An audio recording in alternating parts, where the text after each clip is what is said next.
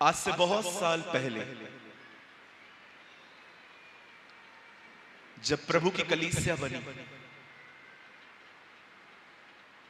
कलीसिया का मतलब दीवार नहीं है,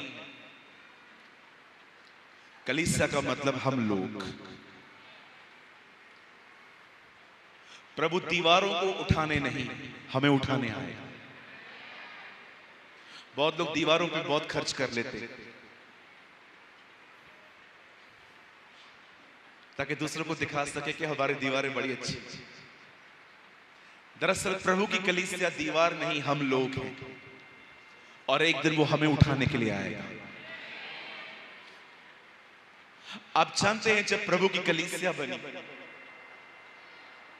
तब जैसे जैसे कलीसिया बढ़ी वैसे वैसे कलीसिया के विरोध करने वाले भी बढ़ते गए। सताव आने लगा। मैं आपको कहना चाहता हूं, सताव आना कोई बुरा चिन्ह नहीं है। सताव तो वहीं पर आता है जहां पर सच में प्रभु का काम हो रहा है। धन्य हो तुम जब मेरे नाम के कारण सताए जाओ, धन्य हो तुम जब धार्मिकता के कारण सताए जाओ। यीशु ने कहा धन्य है वे, धन्य को उर्दू में कहा जाता है मुबारक, और इंग्लिश में लिखा है ब्लेस्ड। एक आशीषित है वो व्यक्ति जो प्रभु के कारण सताया जाता है। बाइबल कहती है ऐसों का प्रतिफल स्वर्ग में है। हालेलुया। जो भी आपको सताते हैं वो आपके प्रतिफल को ऊपर तैयार करवा रहे हैं। हालेलुया। कई सताव कोई बुरा चिन्ह नहीं है। मुझे नहीं पता है आपकी छत्तीसगढ़ में ऐसा होता है कि नहीं, लेकिन बचपन में मैंने ये बात बहुत देखी थी कि बूढ़ी बहनें, बूढ़ी आंटियां जो ओल्ड एज की हैं, वो अपने घर के बाहर एक छज्जे को लेती थी, उसमें गेहूं चावल ऐसे छानती थी, कंकर अलग हो जाते थे। जानते हैं सताव के अंदर कंकर अलग हो जाते, जो सिर्फ नामधारी होते हैं ना, कई Namdhari. Do you know the meaning of Namdhari? रविवार के दिन वो प्रभु में होते हैं, मंडे टू सैटरडे ये सब गायब हो जाते हैं और प्रभु को गेहूं हाथ में मिलता है।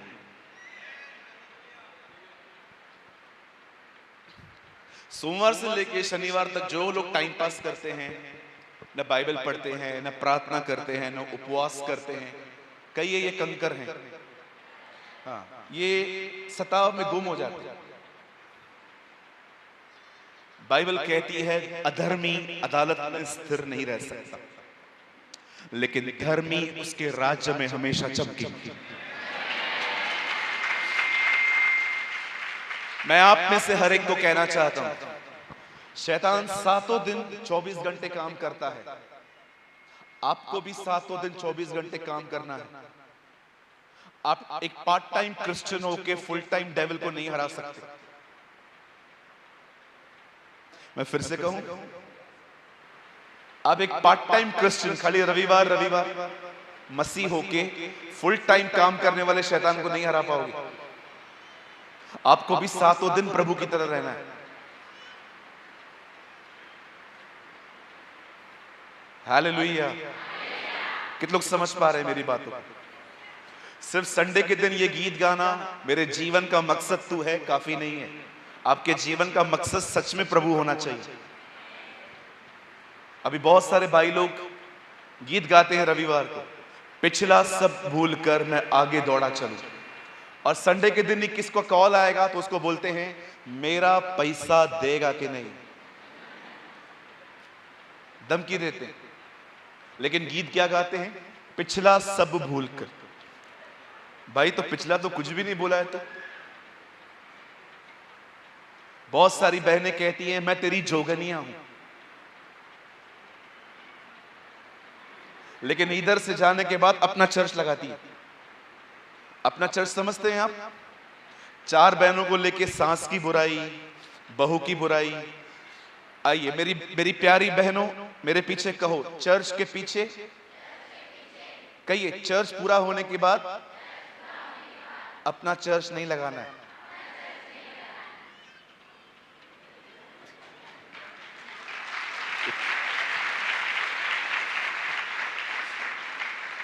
पास्टर थोड़ा और खुल के बताओ ना। सिंपल, पंचायत नहीं करनी है। और भी खुल के बताओ। चलो बाइबल के थ्रू बताओ, आपको बहुत हंसी आएगा। चलो, कितनी बहनें बुरा मानेंगी अब जो मैं कहूंगा? हाँ, आपने हाथ उठाया। कितनी बहनें बुरा मानेंगी? मेरे को वापस बचेली में आने देंगे ना? बचेली बचेगा। यस, बचेली प्रभु बचाएंगे। आमेन। चलो, बहनों को कुछ बोल सकता हूं?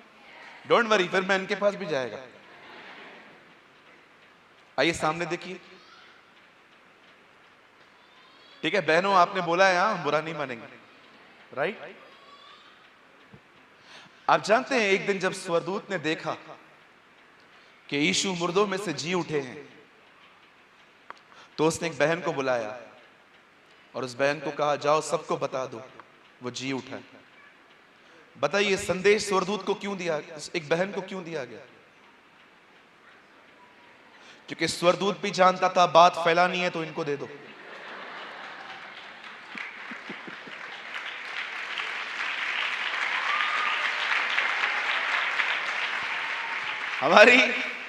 हमारी बहनों का नेटवर्क बहुत स्ट्रांग है।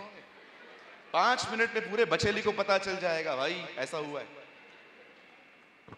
और मैं आप भाइयों को भी कहना चाहता हूं, जो लोग यहां देख रहे हैं, आपको अमीर बनने की कोशिश नहीं करनी, आप ऑलरेडी अमीर हैं। यस, मैंने कुछ भाइयों को देखा है, सारा दिन पैसे के पीछे भागते। आप ऑलरेडी अमीर हैं। और कभी अपनी अमीरी पैसों से मत तोलना, क्योंकि बहुत सारे पैसे वाले भी इन दिनों में गरीब हैं। हमारी अमीरी हमारा परमेश्वर है। यस,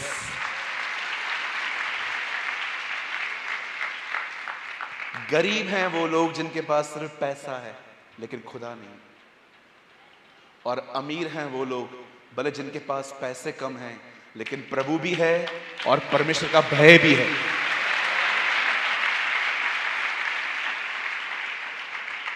आप कहेंगे, पास्टर आप बोलते हो अमीर है, ये देखो सिक्का भी नहीं है। यही कचरा डाला है आजकल के प्रॉस्पेरिटी प्रीचर्स ने हमारे अंदर। अमीरों को गरीब बताते हैं और फिर नई अमीरी दिखाते हैं। Who told you you are a poor? आपको किसने कहा आप गरीब हैं? यीशु ने कहा, परमेश्वर ने मेरा अभिषेक किया है ताकि मैं गरीबों को सुसमाचार सुनाऊं। जब मैं इस वचन को पढ़ रहा था, मैंने कहा, एक्सक्यूज मी लॉर्ड, यहूदी गरीब नहीं होते, they are the richest people. अमीर लोग होते हैं वो। आइंस्टाइन कौन थे? इस दुनिया के सबसे बड़े साइंसदान यहूदी थे वो। दुनिया का पहला मोबाइल किसने बनाया? इजराइल ने, मोटोरोला। अमीर लोग हैं वो। लेकिन प्रभु कहता है, परमेश्वर ने मेरा अभिषेक किया है ताकि मैं गरीबों को सुसमाचार सुनाऊं। प्रभु ये तो अमीर हैं, आप उनको गरीब क्यों कह रहे हो? तब मैंने समझा कि परमेश्वर की नजर में अमीर और गरीब कौन है। जिसके पास परमेश्वर नहीं है वो गरीब है, पर जिसके पास परमेश्वर है वो इस दुनिया का सबसे अमीर व्यक्ति है।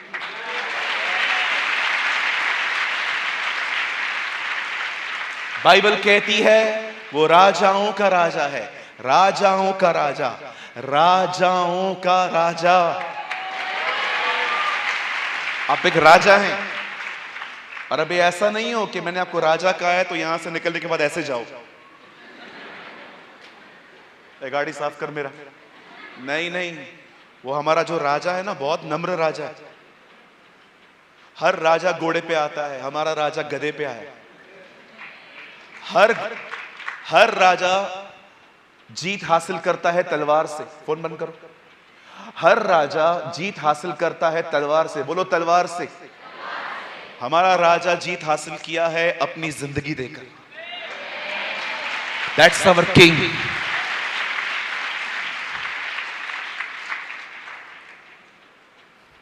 मैं कल यहां पहुंच नहीं पाया क्योंकि मेरी फ्लाइट पहुंच नहीं पाई। हम लोग टच करके ऊपर चले गए क्योंकि हवाएं हमें रोके रही थी। आज ब्लेसन मुझसे बात कर रहे थे, कह रहे थे पास्टर जी कल का दिन तो चला गया, आज का दिन है और फिर कल का दिन है, हमें और वचन की जरूरत है। मैं वादा करता हूं मैं फिर से जरूर बचे ले आऊंगा। I will come. और इस बार जब मैं आऊंगा मैं एक दिन पहले आऊंगा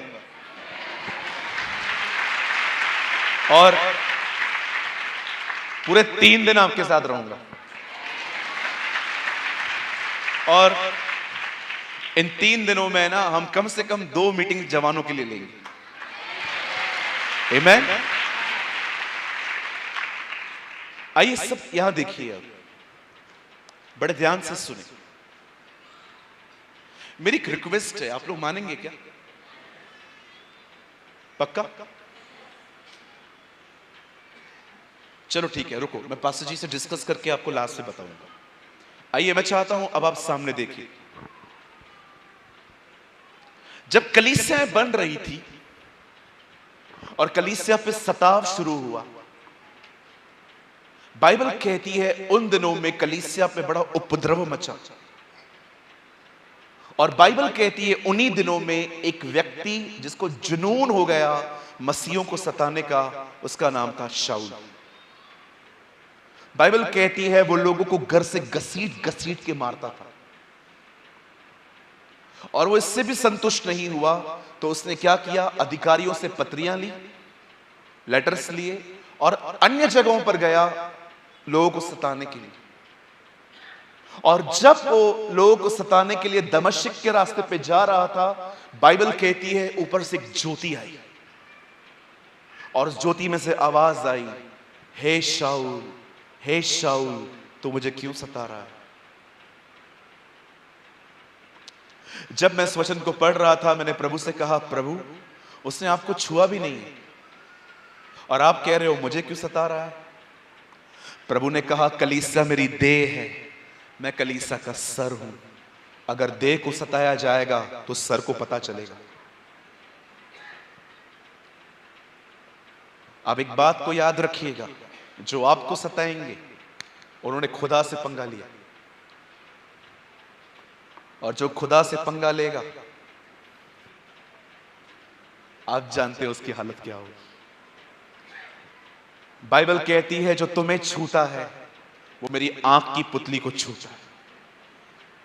याद रखिए जब तक खुदा का समय नहीं आता आपको कोई कुछ नहीं कर सकता। हमारी रक्षा ऊपर से आती है। हम कोई जेट सुरक्षा में नहीं चलते हैं, हमारे साथ स्वर्गदूत होते हैं जो दिखाई नहीं देते। आजकल कई लोगों के स्वर्गदूत जो है ना गायब है। एक दिन एक आदमी मर के ऊपर गया, परमेश्वर ने देखा, अरे तू टाइम से पहले आ गया, इसका स्वर्गदूत कहां है? स्वर्गदूत आया, यस सर। अरे तू किधर गया था, ये कैसे मरा एक्सीडेंट में? स्वर्गदूत ने कहा ये गाड़ी चला रहा था, सामने लिखा था 120 से कम चलाओ, इसने 120 से ऊपर लिया, मैं नीचे उतर गया। ओके सुनिए, कहिए स्वर्गदूत साथ है, इसका मतलब ये नहीं कि तुम कुछ भी करोगे। हाँ, कल आपका झगड़ा होगा, स्वर्गदूत आजा आजा, पकड़ उसको पीछे से, स्वर्गदूत आपको पकड़ेगा। मेरी बाइबल कहती है जब पौलुस यीशु से मिलता है, जब शाऊल उससे मिला, बाइबल कहती है वो अंधा हो गया। आप जानते हैं पूरी इज़राइल में यीशु मसीह घूमते घूमते सबको चंगा करते थे, लेकिन पहली बार उसने अपने जीवन में किसी को अंधा किया। That's Jesus. कुछ लोगों को लगता है कि परमेश्वर सारा दिन भलाइयां ही करता है। जी नहीं, परमेश्वर सबक भी सिखाता है। इसलिए कहता हूं कभी लड़ो मत, उस पर रखो, उस पर भरोसा करो। आप मत लड़ो, न पुलिस में जाओ न किधर जाओ, कहां भी जाने की जरूरत नहीं है। आप सिर्फ उसे देखते रहो, वो आपके युद्धों को लड़ेगा। आपने देखा जब भी चेलों पे सताव आया, वो सीधा प्रार्थना के कक्ष में जाते थे और प्रार्थना करते थे और परमेश्वर उन्हें और इस्तेमाल करता था। मेरी बाइबल कहती है, और प्रभु ने उसकी आंखें खोली और वो यीशु का चेला बना। मैं कुछ समझाना चाहता हूं बहनों, मैं कुछ समझाना चाहता हूं भाइयों, बड़े ध्यान से सुने। जब उस बंदे को परमेश्वर ने चंगा किया और उसके बाद उसने यीशु के पीछे चलना चालू किया, आप जानते हैं उस पर कितना सताव आया। जाड़े में उगाड़ा रहना, इसका मतलब समझते? ठंडियां होती थी पर उसके पास कपड़े नहीं होते थे। भूख और प्यास में, इसका मतलब भूख लगती थी पर खाना नहीं होता था। कभी कभी खाना होता था पर उसने डिसाइड किया था कि वो उपवास करेगा। लोग उसे गालियां देते थे, उसके अपने उसे सताया करते थे। जब तक वो एक यहूदी था सब उसकी इज्जत कर रहे थे, लेकिन जब से वो एक मसीह बना, बाइबल कहती है पूरी दुनिया उसे सताने लग गई थी। पर क्या आपने एक खूबसूरत बात देखी? इतना कुछ होने के बाद भी उसने कभी परमेश्वर को नहीं छोड़ा। उसने कभी अपनी बुलाहट से वो पीछे नहीं हटा। कुछ लोग होते हैं जो वचन को सुनते हैं, वो उनमें से नहीं था। वो वचन को पकड़ के रखता था। हमारे बीच में ऐसे बहुत से लोग हैं जो वचन को सुन लेते हैं, यहां से जाने के बाद शायद उनको याद भी ना हो, लेकिन पौलुस उनमें से नहीं था। उसने वचन को ग्रिप करके रखा था, वो उससे झगड़ा हुआ था। चाहे सताव आए, चाहे ठंडियां हो, चाहे रोम की जेल में वो कांप रहा था ठंड से, और तीमुथियुस को कहता है जब तू आएगा मेरा कोट लेते आना। एक परमेश्वर के महान दास के पास कोट खरीदने के पैसे नहीं थे, लेकिन वो अपनी बुलाहट पूरी कर रहा था। मैं आप में से हर एक को कहना चाहता हूं, वचन को शुरू होने से पहले मात्र सुनना सब कुछ नहीं होता। परमेश्वर के वचन से जकड़ना सीखिए, खुद को, अपने आप को ग्रिप करना सीखिए। जो सुनते हो ना उसे मनन करो। स्मिथ विगिलस्वर्थ ने कहा, वचन को तब तक खाओ जब तक वचन तुम्हें न खा ले। सिर्फ सुनना सब कुछ नहीं होता, सिर्फ नोट्स बनाना सब कुछ नहीं होता। आपको वचन को थामना सीखना है। कितना सताव आया उस व्यक्ति पर उसने वचन को थाम के रखा था। और वही पौलुस फिलिप्पियों में कहता है, एक काम मैं करता हूं, मैं सब बातों को पीछे फेंक कर आगे दौड़ता। ये उसकी जिंदगी जीने का सिद्धांत था। वो चीजों को पकड़ के नहीं बैठता था कि इसने मुझे ऐसा कह दिया, उसने मुझे ऐसा कह दिया। उसे पता था आगे बढ़ना है तो पुरानी बातें भूलनी पड़ती। आप कभी बॉम्बे आएंगे ना, कभी खुदा अगर आपको मुंबई लेके आया, वहां पर एक मैराथन नाम की रेस चलती है। लोग अपने घर से निकलते हैं और पूरी मुंबई घूमते हैं। आप जानते हो कभी भी नहीं देखोगे आप कि कोई रेस में दौड़ रहा है सूट बूट पहन के, 5 पीस पहन के, जैकेट पहन के या कोट पहन के। सबको पतले कपड़े पहने रहते हैं, क्योंकि उनको पता है अगर हम कोट पहनेंगे हम दौड़ नहीं पाएंगे। मैं आपको कहना चाहता हूं, मसीह जिंदगी एक दौड़ है। जितना हल्का रहोगे उतना तेज दौड़ पाओगे।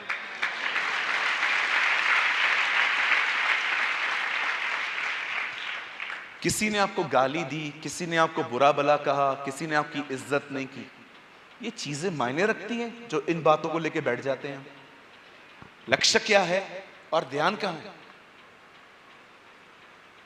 लक्ष्य है प्रभु की तरफ दौड़ना, लक्ष्य है उसकी आत्माओं को बचाना, लेकिन कई बार हम अपने ही मसलों में इतने उलझे रहते हैं। मैं आया, मुझे कुर्सी नहीं मिली, हम लोग सुबह से बैठे थे, हमसे खाना नहीं पूछा गया, हमें इज्जत नहीं मिली, हमारे लिए ये नहीं था, हमारे लिए वो नहीं था। मैं आपसे पूछना चाहता हूं, अगर आप इन्हीं बातों में फंसे रहोगे, प्रभु में कब बढ़ोगे? यीशु को लोग गालियां देते थे, गालियां आपको पता है? पतरस में लिखा है, उसने गाली सुन के गाली नहीं दी, मतलब पतरस से देखा था कि प्रभु को लोग गालियां देते थे। लोग उसे पेटू, पियक्कड़, बालजबूल, सामरी, शेड्यूल कास्ट, पता नहीं क्या क्या बोला जाता था उससे, लेकिन कभी उसने मुड़ के किसी को जवाब नहीं दिया। वो चुप करके अपने लक्ष्य की तरफ बढ़ता था। कई अपने पास वाले को छोटी छोटी बातों से नाराज होना बंद कर दो। बोलो बोलो बाजू वाले को, मेरे को क्यों बोल रहे हो, उसको बोलो ना। बोलो, छोटी छोटी बातों को दिल में रखना मत छोड़ो। मैं आया था, मेरे को इज्जत नहीं मिला, मेरे को पूछा नहीं। और तू क्या प्रधानमंत्री है? कौन है भाई तू इतना बड़ा? मुझे अगर अंकल जी बोलते, भाई आप जी नीचे बैठ जाओ, मैं बहुत खुशी से बैठ सकता हूं। मुझे कोई शर्म नहीं आएगी कि लोग चेयर पे बैठे हैं और मैं तो मुख्य अतिथि हूं, मेरे को नीचे बैठाया। फिर क्या हुआ? क्या प्रॉब्लम है?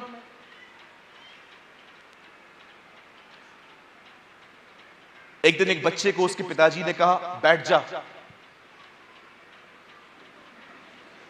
बैठ जा। मैंने कहा बैठ जा। वो बैठ गया और बैठ के कहता है, पिताजी मैं बैठा हूं लेकिन मैं अंदर से खड़ा हूं। ये हालत है हमारी। थोड़ी थोड़ी बातों को दिल में रखना नहीं चलेगा, हल्के रहो। सांस ने कुछ कह दिया, फिर क्या हुआ? सांस ने कहा तो आपने तो कहा था ना सांस मां की तरह होती है, तो मां ने कह दिया। ऐसा थोड़ी होता।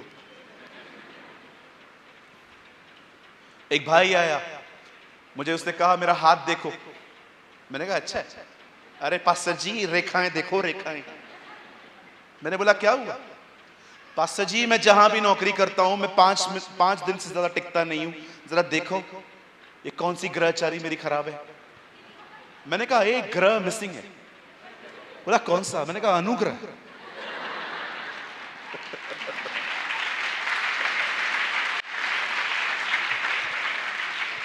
पास्टर जी ये कहां से मिलेगा? मैंने कहा लगातार चर्च में आओ, मिल जाएगा। अरे भाई, इस पूरे कायनात में ऐसी कोई चीज नहीं है जो आपको सताए। सब कुछ आपके लिए है। कुछ लोग बिल्ली से डरते, काली बिल्ली चली जाएगी पीछे खड़े हो जाएंगे ताकि कोई और मरे। मैं क्यों मरूं? बिल्ली आपका कुछ नहीं कर सकती। लोग मुझसे पूछते हैं पास्टर अगर बिल्ली रास्ता काट के गई तो उसका मतलब क्या है? सिंपल, वो किधर जा रही थी?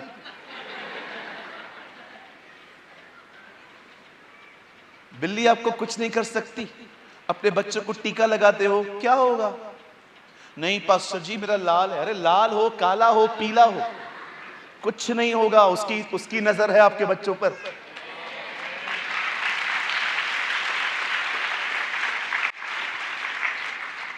सारी बहनें जिनको बच्चे हैं मेरे पीछे कहिए, मेरे बच्चे पर परमेश्वर की नजर है। कोई बुरा नजर नहीं लग सकता।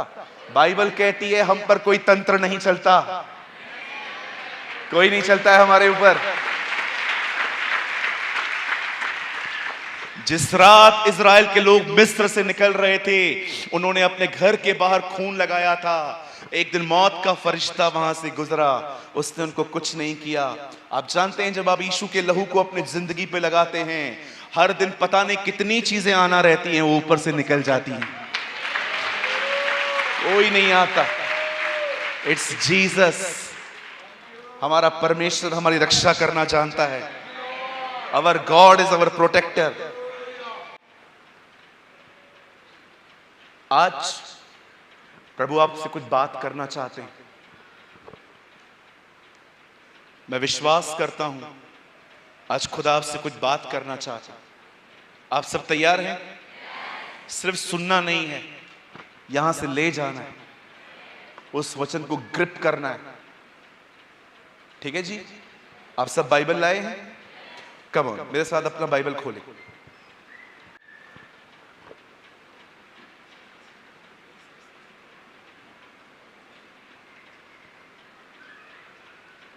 मेरे साथ खोलिए मरकुस रचित सुसमाचार और उसका 11वां अध्याय।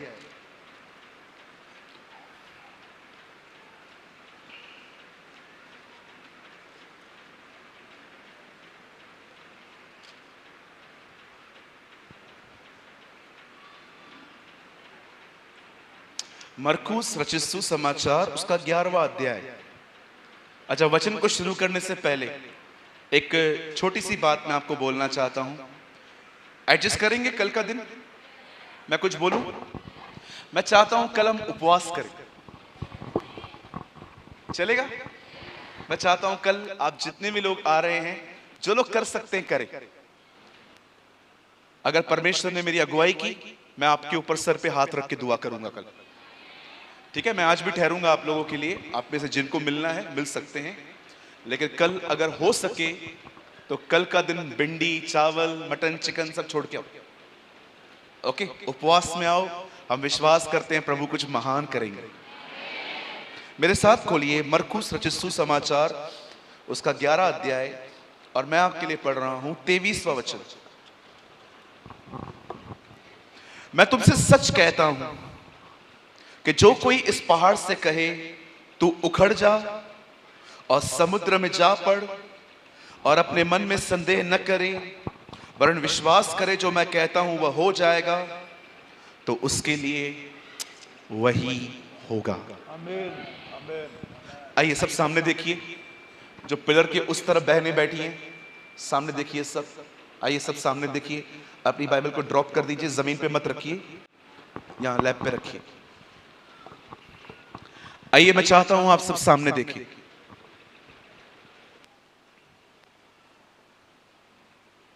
बड़े ध्यान से अब सुने।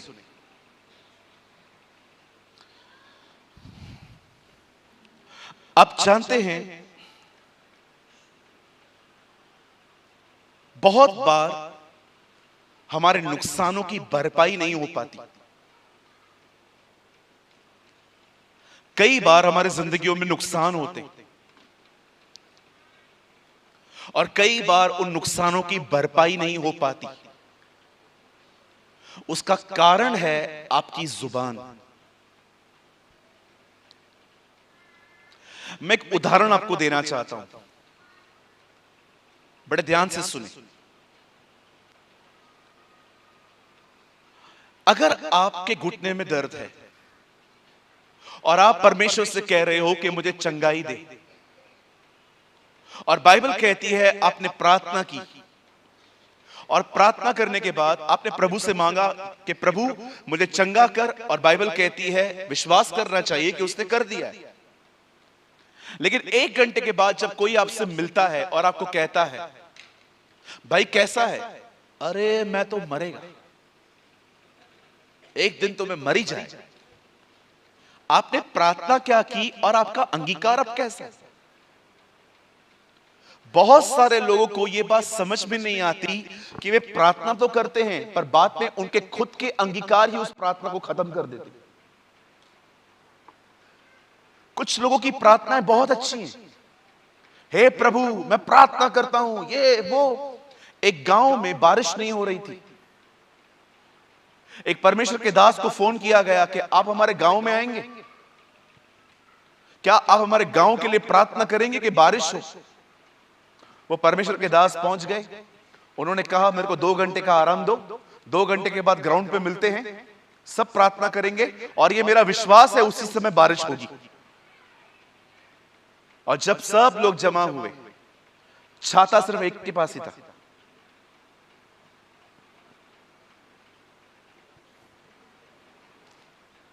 छाता सिर्फ एक ही के पास था। 200 लोग थे पर विश्वास करने वाला एक ही था कि बारिश होगी, इसलिए छाता लाया।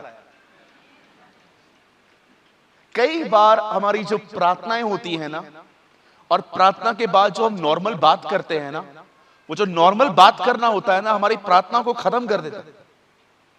इसीलिए मेरी बाइबल कहती है पतरस के अंदर, कोई बोले तो ऐसा बोले मानो परमेश्वर का वचन बोलता हूं। यह बहुत जरूरी है कि आप वो कहें जो आप देखना चाहते हैं, न कि वो जो आप नहीं देखना चाहते। अगर किसी को कैंसर है, आप क्या चाहते हो? मरना चाहते हो कि जीना चाहते हो? जीना चाहते हैं। लेकिन कोई आपसे पूछता है कैसे हो, बस कुछ ही दिन देख लो मुझे, उसके बाद मेरा फोटो ही देखना। आप मरना चाहते हो क्या? लेकिन बातें तो आप मरने की कर रहे हो।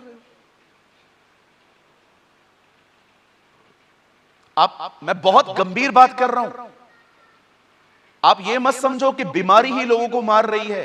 बाइबल कहती है जिंदगी और मौत मनुष्य की जुबान में है। मैं बहुत से लोगों को जानता हूं, उनकी प्रार्थना बहुत अच्छी है। मैं कुछ पास्टर्स को जानता हूं जो हमेशा अपनी सेवकाई के लिए नेगेटिव बोलते हैं। पास्टर सेवा कैसे चल रहा है? जैसे प्रभु चलाए। आप ऐसा क्यों कह रहे हो जैसे वो चलाए? अच्छा चलाएगा वो हमें।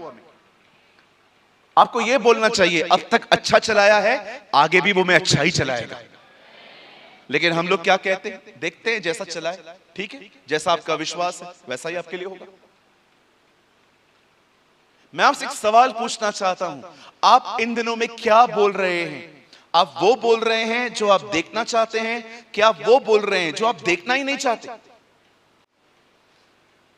हमारी सबसे बड़ी प्रॉब्लम पता है क्या है? हम प्रार्थना बहुत अच्छी कर लेते, लेकिन प्रार्थना के बाद बात कैसे करनी है उसमें वी आर जीरो, शून्य। सोचो यहां पर एक बहन बैठी है जिसके बाल बहुत जल्दी गिर रहे हैं और आप इस बात को लेकर बड़े चिंतित हो कि मेरे बाल तेजी से कम होते जा रहे हैं। आप प्रार्थना करते हो, प्रभु आपके वचन में लिखा है हम एक बाल को काला और सफेद भी नहीं कर सकते, ये आपने बनाए। मैं प्रार्थना करती हूं मुझे अच्छे बाल दे, लेकिन कोई आपसे फिर पूछता है और बेटा तू कैसी है? मैं 2 महीने में टकली होने वाली हूं, टकली। मैं एक सवाल पूछना चाहता हूं, दीदी आप टकली होना चाहते हैं क्या? तो फिर बोल क्यों रहे हो?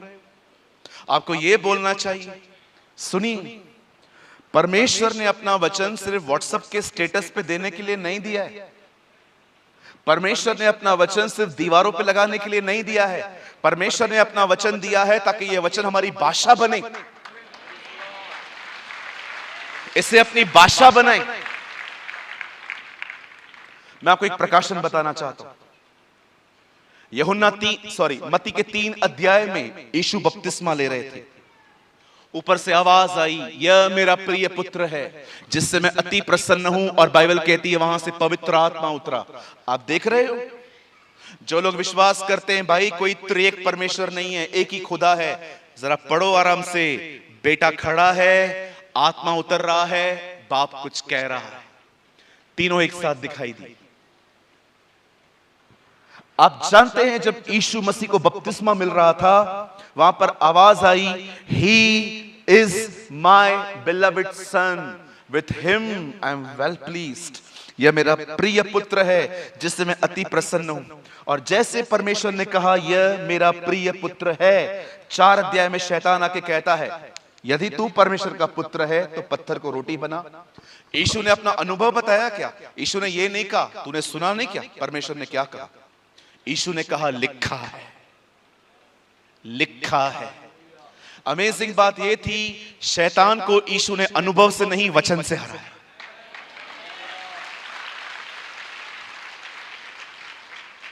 आप जानते हैं, मुझे पता है मुझे ये बोलने में कोई मजा नहीं आ रहा है, लेकिन जो मैं कह रहा हूं वो सच है। मारना सीखो नहीं तो मरोगे। Shall I repeat? शैतान को मारना सीखो नहीं तो वो तुम्हें मार डालेगा। आप देखो बहुत लोगों को तो मार भी चुका है। बहुत सारे लोग प्रभु में हैं, उनके पास कोई विश्वास नहीं है। शैतान क्या मारता है आपके अंदर? विश्वास, फेथ। इसलिए प्रभु ने कहा, जब मनुष्य का पुत्र वापस आएगा तो कितनों में विश्वास पाएगा। मैंने अच्छे अच्छे लोगों को देखा है, विश्वासी से इन दिनों में अल्प विश्वासी बन गए हैं।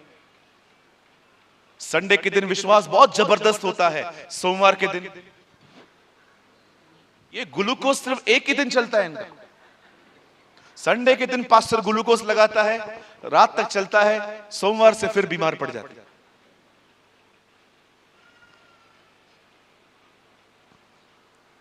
परमेश्वर के वचन को अपनी भाषा बनाएं। जब भी शैतान आपके दिमाग में ख्याल डाले, उसके ख्यालों को मत दो, जवाब दो। मैं बहनों से एक सवाल पूछ सकता हूं? ईयर रिंग्स पहनते हैं आप लोग? कोई कोई तो पहनता होगा ना। ईयर रिंग्स का मतलब समझते हैं ना, कान की बालियां। समझो यहां से निकलने के बाद कोई आपकी बाली लेके भाग जाता है निकाल के, उस पे उसके ऊपर कैसे चिल्लाओगे? भैया, मम्मी देखना लेके गया मम्मी। कोई ऐसा कहता है? इतना जोर से चिल्लाते हो कोई और पकड़ लेता है उसको। अच्छा बहन ये है क्या? आपकी बाली गुम हो जाती है, आप चिल्लाते हो और शैतान आपको सालों से मेंटली डिस्टर्ब कर रहा है, उसको जवाब नहीं देते हो? उसको जवाब देना सीखो ना। किससे लड़ रहे हो? लोगों से। जब दाऊद गोलियत से लड़ने के लिए जा रहा था तो उसने क्या कहा? जो कोई इसे मारेगा उसे क्या मिलेगा? दाऊद के भाई उसे तंग कर रहे थे, दाऊद उससे नहीं लड़ रहा था, दाऊद लड़ने जा रहा था गोलियत से। दाऊद अपने दिल में एक बात जानता था, सब लड़ाइयां नहीं लड़ी जाती। आप किससे लड़ रहे हो? अपने भाई बहनों से। क्या मिलेगा? लड़ना है तो शैतान से लड़ो। कहिए मेरे पीछे, हर लड़ाई में हिस्सा नहीं लेना है। यस, लड़ाई एक ही से लड़नी है, शैतान से, और वो वचन से हारता है। और हम लोग लोगों से लड़ रहे हैं। देवरानी बहुरानी से लड़ रही है, सास बहू से लड़ रही है, भाई लोग आपस में लड़ रहे हैं। अरे शैतान खुश होता है जब हम लोग आपस में लड़ते हैं। वो कहेगा वेरी गुड, बोलो तारा रारा, और नहीं तो क्या। वो खुश होता है कि बाइबल में लिखा है मांस और लहूर से हमारी कोई लड़ाई नहीं है, और ये लोग आपस में ही लड़ रहे हैं, मस्त नाराजगियां लेके बैठे हुए हैं। वचन को अपनी भाषा बनाओ। जो पढ़ते हो उसका अंगीकार करना सीखो। अपनी भावनाओं को मत बोलो। Don't confess your feelings, confess the word of God. अपनी भावनाओं को, आप जानते हैं भावनाओं का अंगीकार कैसे होता है? एक स्वर्गदूत जकरिया के पास आता है, कहता है भयभीत न हो, तुझे एक बेटा पैदा होने वाला है, उसका नाम यूहन्ना रखना। वो शराब नहीं पिएगा, उसके सर पे उस्तरा नहीं चलेगा, वो पवित्र आत्मा से परिपूर्ण होगा। सब बातें सुनने के बाद जकरिया कहता है ये कैसे मान लूं, मैं तो बूढ़ा हूं। देख रहे हो, एक आदमी फीलिंग्स को कन्फेस कर रहा है, जो वो महसूस कर रहा है। आप बोलोगे पास्टर बात तो सच है ना, बुढ़ापे में बच्चा कहां से होगा? क्यों? क्या परमेश्वर ने अब्राहम को नहीं दिया था? तो फिर इसे क्यों नहीं दे सकता था? हम कई बार वो कन्फेस नहीं करते जो परमेश्वर के वचन में है, हम वो कन्फेस करते हैं जो महसूस कर रहे हैं। मैं मरने वाला हूं, मैं बीमार हूं। उत्तर प्रदेश में एक लड़का रहता था, नौकरी करने के लिए बॉम्बे आया। उसे पता चला कि हमारी चर्च है मुंबई में, अंधेरी में। उसने वहां पर आना शुरू किया। पढ़ना नहीं जानता है वो, उसको कोई भी भाषा, हिंदी, मराठी, इंग्लिश कुछ भी नहीं आता। एक दिन वो बैठा था और मुझसे वचन सुन रहा था, और मीटिंग के बाद आके कहता है पास्टर मैं आपके वचन से सहमत हूं, लेकिन मेरी एक दिक्कत है, मैं पढ़ना नहीं जानता, मैं कहां से वचन पढ़ूं? मैंने उससे कहा तू पढ़ना नहीं जानता है, लेकिन तेरे को सुनाई तो देता है ना। बाइबल को डाउनलोड कर मोबाइल से और हर दिन सुन। 1 साल तक वो हर दिन रोज बाइबल को सुनता था। आज उसके मुंह से वचन के सिवा कुछ निकलता ही नहीं, वचन ही वचन बोलता है। मुझे ऐसा लगता है शैतान डरता है उससे, ये आ रहा है भाग। कौन बोलता है कि अनपढ़? ओ मेरी बाइबल कहती है अगर पौलुस जैसे पढ़े लिखों का परमेश्वर उपयोग कर सकता है तो वो हम जैसे पतरस अनपढ़ों का भी उपयोग करता है। आप जानते हैं दो लोग हैं इतिहास में जो बहुत इस्तेमाल किए गए, एक पौलुस एक पतरस, एक ज्यादा पढ़ा लिखा और एक अनपढ़। कौन कहता है परमेश्वर सिर्फ पढ़े लिखों का इस्तेमाल करता है? परमेश्वर अनपढ़ों का भी इस्तेमाल करता है। कभी ये ना सोचें कि मुझे पढ़ना नहीं आता, आप आज से ही बाइबल को सुन सकते हैं। मैं कई बार बहुत लंबी यात्राएं करता हूं, बहुत थक जाता हूं, किताब उठाने की ताकत नहीं होती है बदन में। क्या करता हूं? हेडफोन लगा के बाइबल को सुनना चालू करता हूं। जब मैं यहां पर आ रहा था, मुझे यहां पर आने में 31 घंटे लग गए। मुझे जब भी बीच में टाइम मिल रहा था, मैं क्या कर रहा था? मैं बाइबल को सुन रहा था बैठ के। मेरी बाइबल जो थी वो अंदर बैग के अंदर पड़ी थी, बैग ऊपर पड़ा हुआ था और प्लेन में बार बार उठने से डिस्टरबेंस होता है। मैंने क्या किया? अपने मोबाइल से बाइबल सुनी। क्या देखना चाहते हो आप? वो बोलो, वो मत बोलो जो आप महसूस कर रहे हो। मैं गरीब हूं, मैं बीमार हूं, मैं अकेला हूं, मेरे साथ कोई भी नहीं है, ये सब बोलना बंद कर दो। ये विक्टिम्स की लाइफ है। ये कहते हैं अनाथों भरी जिंदगी। हम अनाथ नहीं है, हमारा एक बाप है स्वर्ग में। We have a father in heaven. आइए जोर से अपने बाजू वाले को बोलो, तू अनाथ नहीं है, तेरा एक बाप है जो स्वर्ग में है।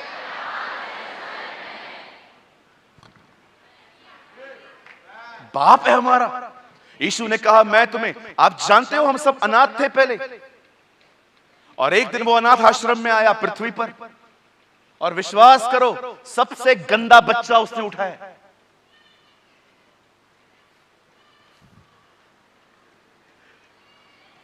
आजकल लोग अनाथ आश्रम में जाते हैं ना, देखते हैं कौन सा बच्चा बहुत प्यारा है, वो लेते हैं। काला काला नहीं लेते हैं आजकल, मैंने देखा है कुछ लोगों को। लेकिन उसने क्या देखा पता है? सबसे काला किधर है।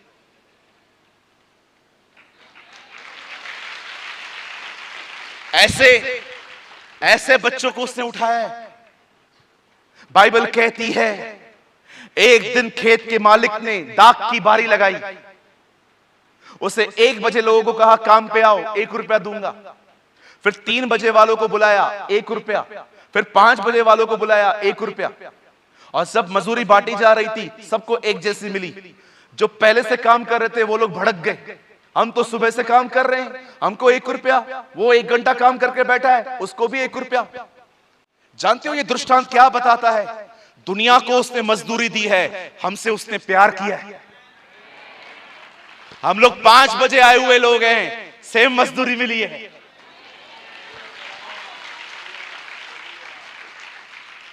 एक पास्टर ने मुझे कहा अपनी गवाही बताओ प्रभु में कैसे आए। मैंने कहा पास्टर जी एक राजा ने भोज दिया, सबको बुलाया, कोई नहीं गया।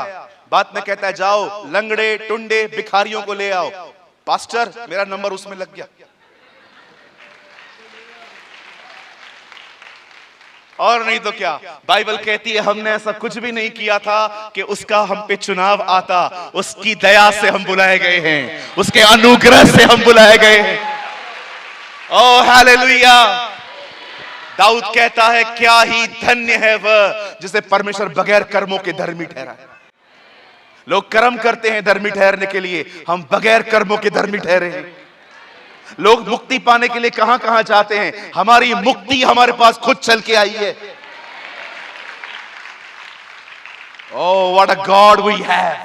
क्या परमेश्वर है हमारा। आप जानते हैं उसने आपका उद्धार किया, और कैसे किया? मुफ्त में। वो जानता है मनुष्य की इतनी हैसियत नहीं है कि वो उद्धार खरीद कर सके, इसलिए उसे सबके लिए मुफ्त कर दिया। आपको उद्धार मुफ्त मिला है बहन, पर आपको पता है इस उद्धार को देने के लिए किसी को अपनी जिंदगी देनी पड़ी। परमेश्वर जानता है यह उद्धार इतना महंगा है इसे कोई खरीद नहीं सकता, इसलिए उससे उसको मुफ्त कर दिया। अपनी प्रार्थनाओं को बर्बाद मत करो। आप प्रार्थना करते हैं, प्रभु मुझे लंबी उम्र दे ताकि मैं तेरा काम कर सकूं, और जब कोई आपसे पूछता है कैसे हो, बस 1-2 साल, उसके बाद तो जाना है। आप लंबी उम्र मांग रहे हो और बाद में बोल क्या रहे हो? आप कह रहे हो मैं बीमार हूं, प्रभु मुझे चंगा कर दे, और प्रार्थना के बाद क्या कहते हो? बस जितने दिन में चला। आपके पास पैसा नहीं है, आप प्रभु से पैसा मांगते हो, और कोई आपसे पूछता है कैसे हो? गरीबी में पैदा हुआ हूं, गरीबी में ही मरूंगा। ये कौन सिखाता है हमें? आइए सामने देखिए, मेरी बाइबल कहती है एक दिन परमेश्वर अब्राहम को चुनते हैं। परमेश्वर अब्राहम से कहता है यहां से बाहर निकल और उस देश में जा जो मैं तेरे बाद तेरे वंश को दूंगा। बाइबल कहती है अब्राहम की एक भी संतान नहीं थी, परंतु परमेश्वर उसे कहता है कि वो देश मैं तेरे वंशज को दूंगा। बाइबल कहती है वो उस समय निकला जिस समय परमेश्वर दिखता भी नहीं था। लिखा है वो अनदेखे को माना देखा हुआ करके चला। जब वो उस देश में पहुंचा, परमेश्वर ने उसे एक बेटा दिया, उसका नाम उसने इसहाक रखा। और एक दिन परमेश्वर ने उसे कहा अपना बेटा मेरे लिए कुर्बान कर। इन उर्दू कॉल कुर्बान, लेकिन हिंदी में कहा जाता है बलिदान। In English we call sacrifice. परमेश्वर उसे कहता है अपना बेटा बलिदान कर। जानते हो जब अब्राहम अपने बेटे को लेकर जा रहा था, उसने अपने दोनों सेवकों से क्या कहा?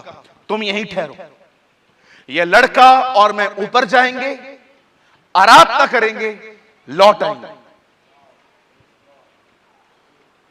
अब्राहम, एक्सक्यूज मी, क्या हुआ? आपको परमेश्वर ने कहा है आपको इसको मारना है। बिल्कुल ये मरेगा, फिर भी लौटेगा। क्या? हाँ, ये लौटेगा। जो परमेश्वर मेरी 90 साल की पत्नी का मरा हुआ गर्भ खोल सकता है, वो इसे मुर्दों में से जिंदा भी कर सकता है। आप जानते हैं अब्राहम ने वही कहा जो अब्राहम देखना चाहता था। जब दाऊद गोलियत के सामने गया, क्या कहा उसने? किसी का मन कच्चा ना हो, आज मैं इसे मारूंगा, आज मैं इसके सर को धड़ से अलग करूंगा और इसके बदन को आकाश के पक्षियों को दूंगा।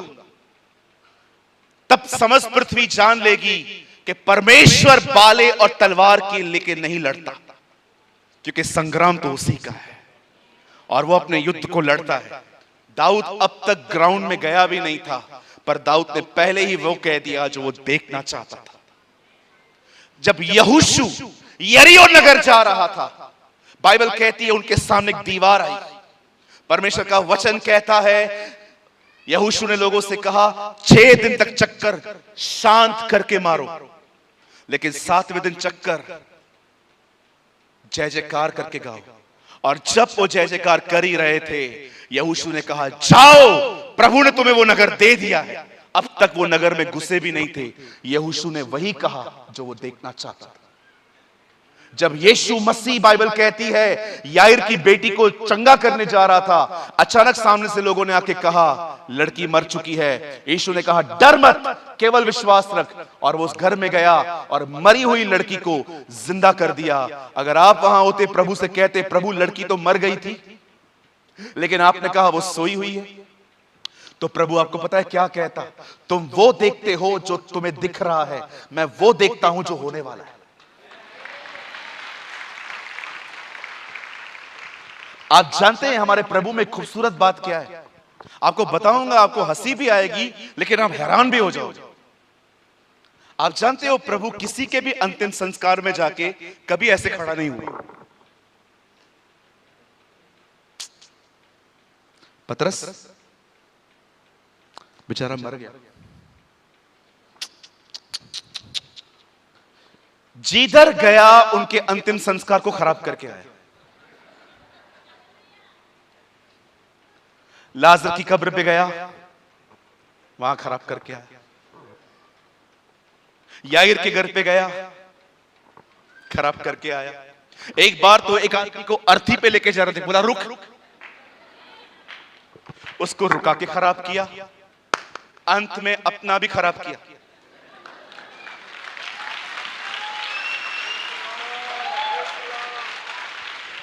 बहुत जल्द आपका भी खराब करने वाला है।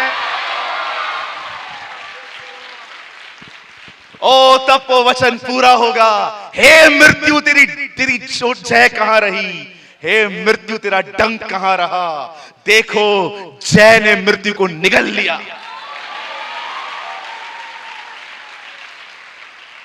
मेरे भाइयों, मेरी बहनों, जो अपने आप को जीवन कहता है उसे मृत्यु कैसे निगल सकती है।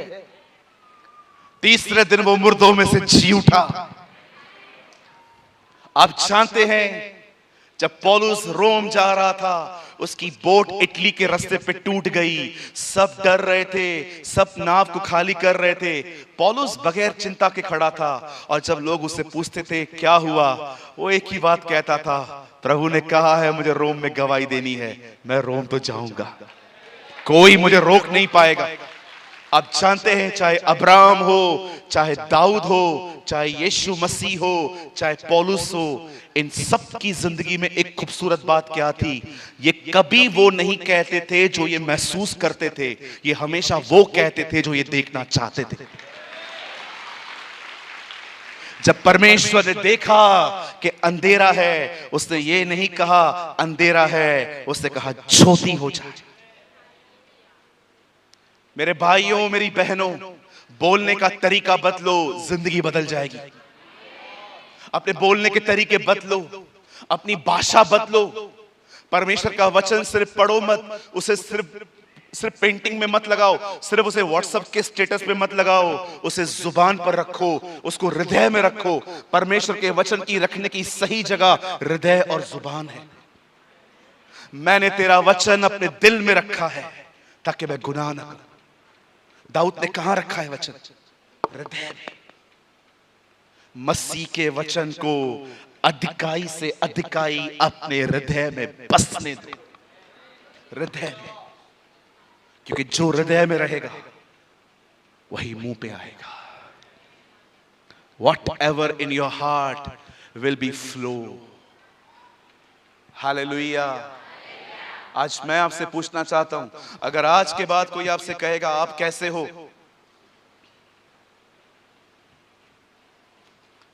ये बोलना बंद कर दो मैं खुश हूं, बोलो मैं आनंदित हूं, मैं बड़ा आशीषित हूं। आप जानते हो परमेश्वर सबको विश्वास से जिंदगी जीना सिखाता है। उसे इब्राहिम को अब्राहम कहा, उसे याकूब को इज़राइल कहा, उसे गिदोन को शूरवीर कहा, उसे शिमोन को पतरस कहा, और उसे पापियों को धर्मी कहा। रोज पाप करते हैं, फिर भी बाइबल कहती है कि तुम धर्मी हो। मुझे बताइए, अब्राहिम को उसने अब्राहम कहा, याकूब को उसने इज़राइल कहा, गिदोन को उसने शूरवीर कहा, ये शिमोन को उसने पतरस कहा। वो नामों को क्यों बदलता था आपको पता है? वो कभी हमेशा उनको ये समझाता रहा, जो तुम हो आज तुम हमेशा ऐसे नहीं रहोगे, एक दिन तुम ये बनोगे। कहिए मेरे पीछे, जो मैं आज हूं मैं हमेशा ऐसा नहीं रहूंगा, वो मुझे बदल रहा है, वो मुझे बदलेगा यीशु मसीह के नाम में। आमेन, आमेन। Change your language. वचन को इतना पढ़ो, उसको इतना डालो। चलो मैं आपको कुछ इंटरेस्टिंग बताता हूं। आजकल मोबाइल का जमाना है। पहले मोबाइल नहीं होते थे, पहले होती थी BSNL की लाइन। BSNL भाई साहब नहीं लगता।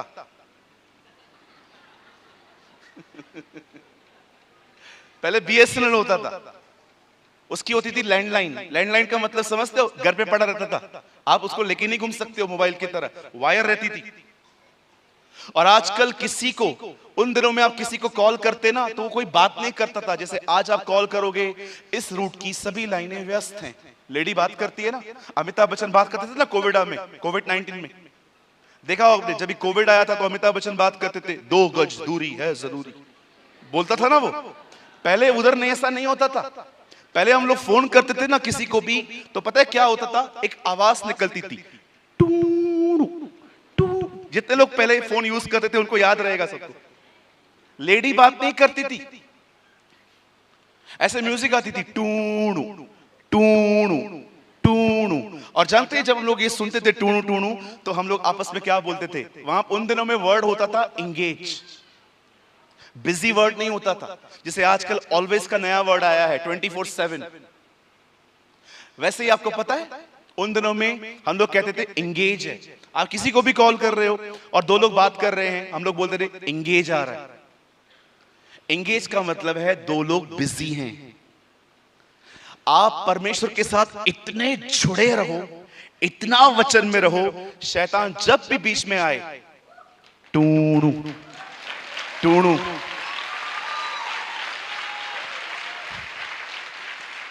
बोलो बाजू को, टूणू।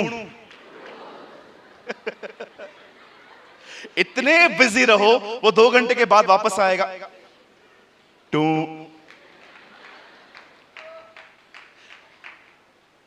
कुछ लोग खुदा से इतने दूर हैं इसलिए बीच में आ जाता है, ख्याल डालता रहता है। आप इतने व्यस्त रहो, इतने व्यस्त रहो परमेश्वर के वचन में कि वो जब भी आपके पास आए, टूणू। जैसे बाइबल के अंदर पति और पत्नी को अधिक समय अलग रहने की इजाजत नहीं है, वैसे ही आप में से भी हर एक को, आप उसकी पत्नी हो वो आपका पति है। आप यीशु की दुल्हन हैं, वो आपका दूल्हा है। अपने दूल्हे के करीब रहो। एक दिन मैंने प्रभु से कहा, प्रभु आपने ऐसा क्यों कहा है प्रार्थना कोठरी में जाके दरवाजा बंद करके करनी है, दरवाजा खोल के क्यों नहीं? और प्रभु ने मुझे बहुत खूबसूरत जवाब दिया, पति पत्नी की बातें और कोई क्यों सुने? वाह, दैट्स वंडरफुल। आप जानते हैं आपका शादी होने वाला है, आप ऑलरेडी बैप्टिज्म ले चुके हैं, आपका सगाई हो गया है। और आप देखो जितने भी लोगों की शादी हो गई है, एंगेजमेंट और शादी के बीच में जो टाइम था आपका कैसा था? ओ पास्टर जख्म मत उंडेल, ओ मत बता, अभी मत बता मुझे। देखा होगा ना, सुबह सुबह तक लगे रहते थे आप फोन पे, कौवा आता था सुबह जगाने के लिए, सो जा सुबह हो गई। आप खुदा के साथ इतने बिजी रहो, सारा दिन वचन पढ़ो, प्रार्थना करो। जिसके पास जॉब नहीं है ना, विश्वास करो कल जॉब मिल जाएगा ना, उतना टाइम नहीं दे पाओगे प्रभु को जितना आज दे पाओगे। जैसे जैसे आप बढ़ोगे आपकी जिम्मेदारियां बढ़ती जाएंगी। अपने आप को प्रभु में बहुत व्यस्त करो। मेरी बाइबल कहती है आदि में वचन था, मेरी बाइबल कहती है वचन परमेश्वर के साथ था, मेरी बाइबल कहती है वचन ही परमेश्वर था। इब्तिदा में कलाम था, कलाम खुद खुदा के साथ था और कलाम ही खुदा था। परमेश्वर वचन है। In the beginning was the word and the word was with God and the word is God।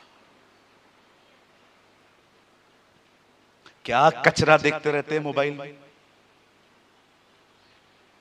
वचन पढ़ो, प्रार्थना करो, उपवास में रहो। एक बहन आई मेरे पास, पास्टर जी प्रार्थना करो। क्यों? वचन याद नहीं पड़ता। मैंने कहा आ जाइए करते। 2 हफ्ते के बाद अपनी सांस के साथ आई, सांस अलग मिली, वो अलग मिली। मैंने कहा आप दोनों अलग अलग क्यों आए हो, एक ही परिवार से हो ना? मैं उससे बात नहीं करती। क्यों? 5 साल पहले जब मेरा भाई मुझसे मिलने आया था, इस औरत ने उससे चाय भी नहीं पूछी थी। मेरे भाई का बेइज्जती हुआ। मैंने कहा बहन वचन तुझे याद नहीं पड़ता, 5 साल पुरानी बात तुझे बरोबर याद है। कचरा पाल के रखा है कुछ लोगों ने, कहिए कचरा। बोलो बाजू देखो कचरा। वो इजरायली थे ना, मिस्र से निकले थे। मिस्र उनके अंदर से कभी निकला ही नहीं। जब भी वहां से आपने देखा बार बार बात ही करते थे, हम मिस्र में ठीक थे, हम मिस्र में ठीक थे, हम मिस्र में ठीक थे। मिस्र में से तो निकले हैं, मिस्र उनमें से निकला ही नहीं है। मूसा भी मिस्र से निकला था जी, 40 साल वो मिस्र में था। पहले प्रभु ने उसको मिस्र में से निकाला, फिर परमेश्वर ने उसके अंदर से मिस्र निकाला, फिर परमेश्वर ने वापस उसे मिस्र भेजा। परमेश्वर सबसे पहले हमें दुनिया से निकालता है, फिर हमारे अंदर से दुनिया निकालता है, और फिर वापस उसी दुनिया में भेजता है, ताकि हम उसके गवाह हो सकें, ताकि हम उसके गवाह हो सकें, ताकि उसी दुनिया को हम दिखा सके हम पहले क्या थे और अब उसने हमें क्या बनाया है। याद रखिए, लोग हमारे ऊपर बहुत एलिगेशन लगाते हैं, हम ऐसे हैं, हम वैसे हैं, लेकिन याद रखो, बदलाव का विरोध कोई नहीं कर सकता। वो बदलता है लोगों को, हम क्या किसी को बदलेंगे? हम चींटी को नहीं बदल सकते। मुझे कई लोग कहते हैं, ओ इन लोगों ने धर्म परिवर्तन किया है। मैं उनको एक बात कहता हूं, भिंडी खाते हो? भिंडी बोलते हैं हाँ। मैं बोलता हूं बंद करो। चिकन खाते हो? हाँ खाते। बंद करो। बोलते क्यों बंद करें? तेरी वजह से क्यों बंद करें हम? अरे तुम मेरे कहने पे सब्जी नहीं बदलते हो, धर्म बदलोगे?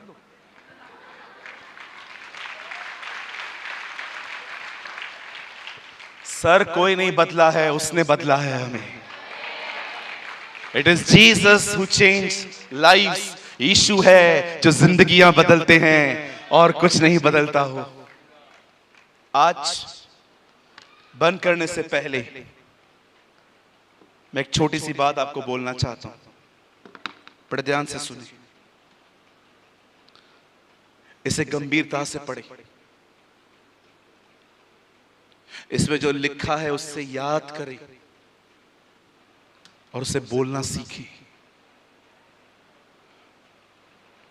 जब शैतान आपको कहे तू गरीब है, उसे कहना सीखें, प्रभु मेरा चरवाहा है, मुझे कोई घटी नहीं होगी।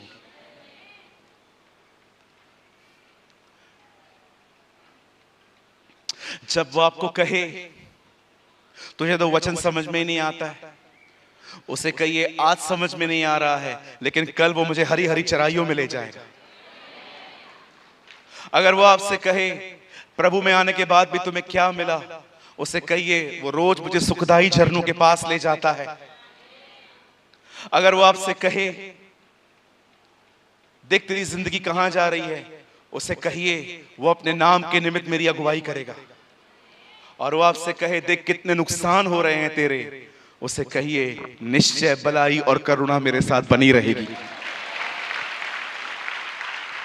परमेश्वर का वचन सिर्फ पढ़ा नहीं जाता, उसे अंगीकार करना चाहिए। ओ मुझे पता है मैं कोविड में कैसे मरते मरते बचा।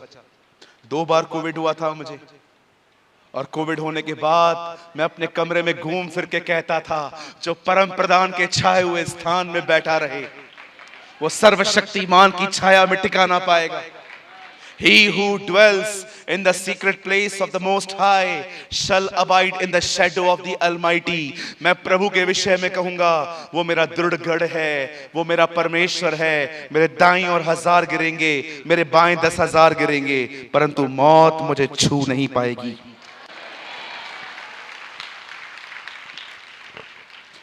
कितने लोग इसे आज से गंभीरता से पढ़ेंगे? कितने लोग इसे याद करने की कोशिश करेंगे? कितने लोग इसको अंगीकार करेंगे? मेरे भाइयों मेरी बहनों, आशीषित हो जाएंगे आप ब्लेस्ड होंगे।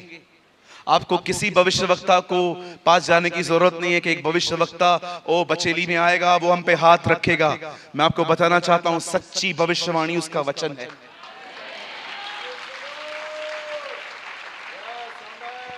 मैंने आज तक किसी का वेट नहीं किया है हमारे टाउन में कोई बड़ा व्यक्ति आएगा और प्रचार करेगा, मुझ पे हाथ रखेगा। मैं हर दिन परमेश्वर का वचन बोलता हूं, मैं आशीषित होता हूं।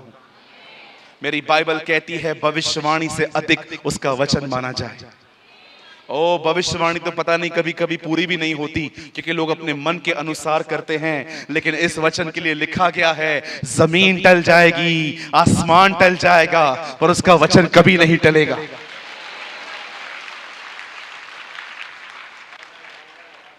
कहिए मेरे पीछे, परमेश्वर चाहता है भविष्यवाणी से भी अधिक उसके वचन पर विश्वास किया जाए।